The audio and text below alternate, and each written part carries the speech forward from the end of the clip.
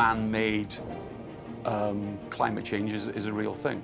I don't doubt the science for a second.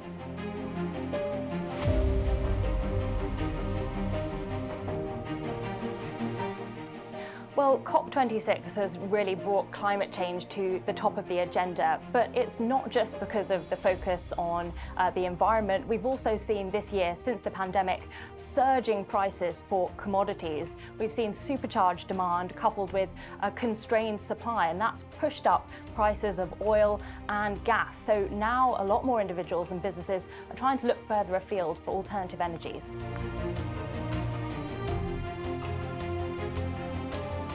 Well, Storelectric is a project and a technology development company, and it's using long-duration, large-scale storage to help renewables to continue to power the grid. Well, I think the unique thing about what Storelectric are doing is it fills that exact gap. So we can produce more than enough energy for what we need as a country, probably through green assets, wind, hydro, solar, wave power, all this kind of stuff. When you're driving down the road and you see the wind turbines turning, and sometimes they're not turning because they've reached capacity. They've reached capacity because the grid is full and it can't take any more. So what we do is store that energy that comes in from wind, from solar, and we have the capacity to store it. You use surplus or negatively priced electricity from the grid to compress air, which you store underground. You store it underground because it's impossible to build a cylinder big enough. And when you need the electricity again, you let it out, blow the turbine and regenerate the electricity. We're taking oil and gas infrastructure, it already exists, they're already using it, have been doing since the 70s. And essentially we then store it, release it into the grid as and when it's needed. And that's the update that the national grid in this country needs. And that gets us away from fossil fuels and it gets us away from imports.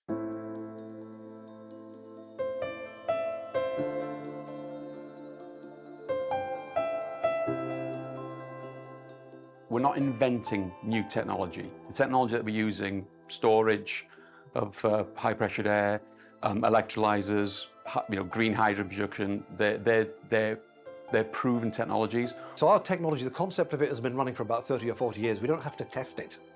Secondly, we're green. But we've also got the advantage of having solutions which can transition towards a greener technology if countries require it.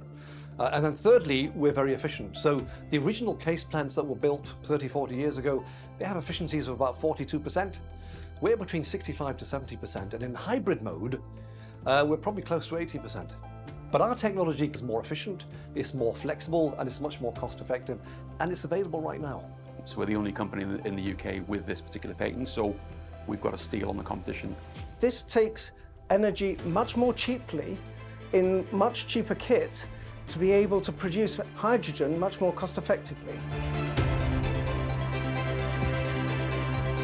If we're going to meet net zero, so this is not just a question of the UK, but pretty much globally. Obviously, climate change is not a UK problem. If we're going to resolve the problem, it has to be resolved globally.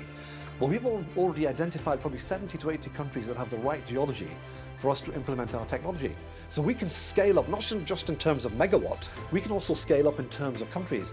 Yeah, we've seen ESG and climate change really blow up to the top of the agenda for businesses and individuals. And the whole world is trying to wean itself off fossil fuels and switch towards renewables.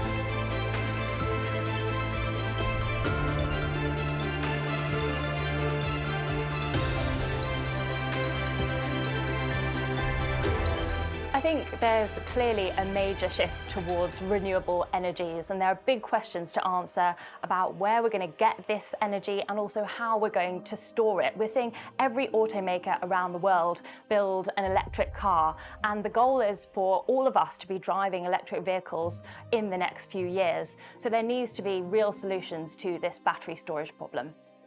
It can be huge. It will be huge because there's so much need out there.